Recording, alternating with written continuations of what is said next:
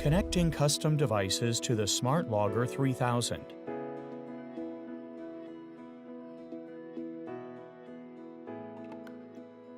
Log into the SmartLogger web UI. Choose Settings, COM Param. Click RS485. Set COM port parameters based on the SmartLogger COM port connected to the third-party device. To ensure that the parameters match the third-party device, choose Maintenance Connect Device. Refer to the Modbus protocol of the third-party device. Use the custom device configuration table in the SmartLogger documentation of the current version. Fill in the configuration file. Generate the CFG file.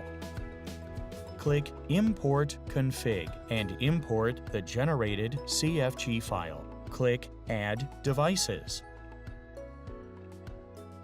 Based on the custom device configuration table, select Custom Device 1 to Custom Device 10. Set the port number and address